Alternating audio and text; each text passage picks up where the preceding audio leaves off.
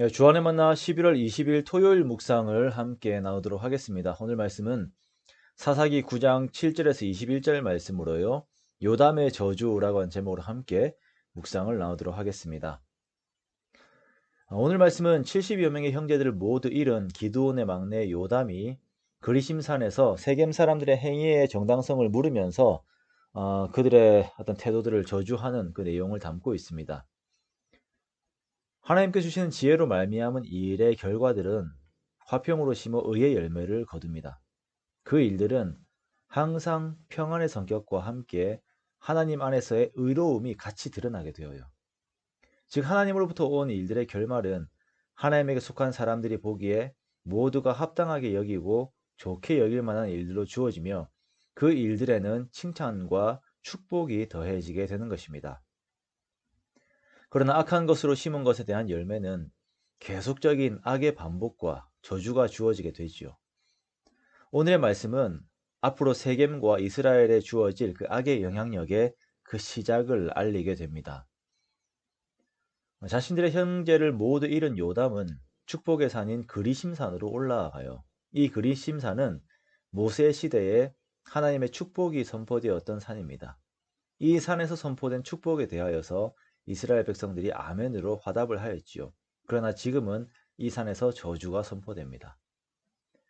요담은 세겜 사람들에게 한 우화를 통하여 그들이 한 선택이 어떤 성격의 것인지, 그리고 그 선택이 앞으로 그들의 삶에 어떠한 결과를 가지고 올 것인지를 말하게 됩니다.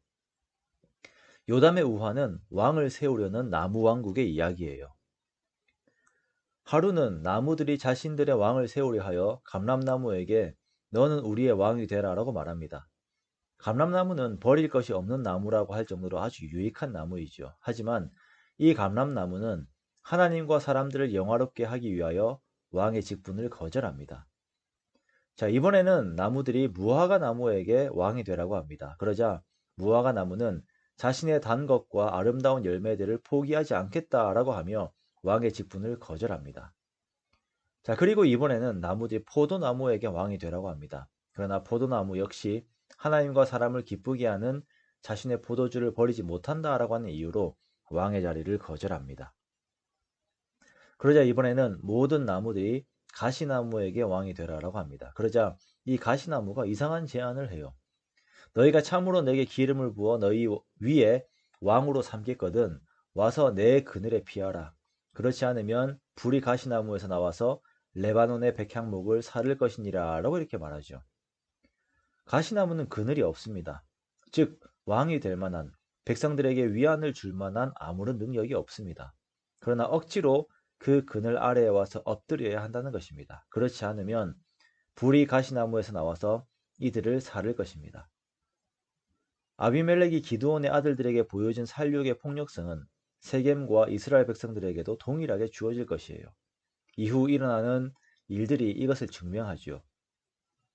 요담의 이 저주는 앞으로 세겜과 이스라엘에 벌어질 일들을 예견하는 것입니다. 요담이 세겜을 저주한 이유는 이들이 진실과 의로움을 버렸기 때문이에요. 이스라엘이 미디안에게 압제를 받을 때 사사 기드온이 행하였던 구원을 잊었던 것이죠. 요담의 아버지가 했던 그 구원을 잊은 것이에요. 비록 기드온의 연약함이 있었지만 이것을 더한 악으로 갚아버린 세겜의 죄를 물어보는 것입니다.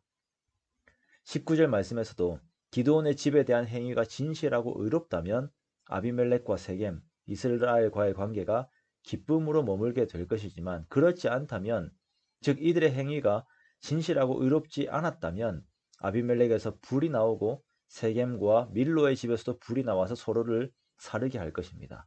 이 말을 하고 요담은 부엘로 도망가서 거기에 거주합니다.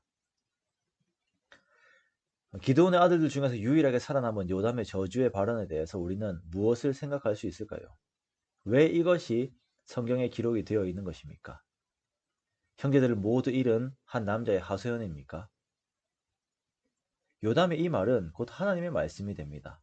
이것은 아비멜렉과 세겜 사람들이 자신들이 삶의 주인이 되어 자신의 소견에 옳은 대로 행하며 자신의 방법들로 이 땅에서의 세력을 확장해 나가지만 결국 이 땅을 통치하시는 분은 하나님이시고 하나님의 통치의 방법은 진리와 공의라는 것입니다. 만일 아비멜렉과 세겜의 방법이 진실하고 의롭다면 하나님께서 주시는 기쁨이 머물게 되겠지만 그들의 방법이 진실과 의로움에서 벗어난다면 하나님께서 저주를 그들에게 주실 것입니다. 그리고 이것이 이제 22절에 21절부터 시작하는 이 후반부에서 증명이 되는 것입니다. 사사기에 혼란하고 악한 바알브리스의 방법들이 판을 치고 있는 어둠 속에서 하나님께서는 요담의 입을 통하여 그럼에도 불구하고 하나님께서 진실과 공의로 이 땅을, 이 세상을 통치하고 계심을 선포합니다. 오늘날 우리가 살고 있는 이 혼돈의 시대에 하나님의 통치를 선포하고 진실과 공의를 외치는 우리들의 소리들과 그 삶의 방법들이 사람들의 귀에 얼마나 들리게 될지 모르겠습니다. 자신의 꾀를 능력과 이익의 수단으로 삼고 있는, 그러며 살고 있는 사람들에게는 우습고 순진한 이야기겠죠. 하지만 하나님께서는 성경을 통하여 분명하게 말씀하십니다. 이 땅은 하나님께서 진실과 의로움으로 통치하십니다. 그러므로 우리는 세겜의 방법을 따르지 않아야 합니다. 아비멜렉의 방법을 따르지 않아야 하는 것입니다. 그것이 당장 나에게 유익을 주는 것처럼 보인다 하더라도 절대 우리가 세상의 방법을 따라서는 안 됩니다. 고지식하다는 소리를 들어도, 답답하다는 소리를 들어도, 느리다는 소리를 들어도 항상 하나님의 방법을 따르십시오. 하나님께 성경 말씀을 통하여 주신 진리를 항상 생각하고 그 의로움을 항상 생각하고 그리고 하나님의 순서를 따르십시오. 그에서 나오는 삶의 열매가 우리들에게 참된 기쁨과 복을 주게 됩니다. 내일부터 보는 그 본문에서는 사람의 생각이 어떤 결과를 가져다 주는지 아주 적나라하게 보여주는데요. 이 경고와 함께 우리가 내용을 깨워서 하나님의 통치를 선포하며 하나님의 말씀의 뒤를 따르는 우리 모두가 되기 원합니다. 그렇게 하나하나 하나님으로부터 부어지는 복에 감사하면서 더더욱 참된 복을 추구하는, 그렇게 말씀의 뒤를 따르는 우리 모두가 되시기를 주님의 이름으로 축원합니다.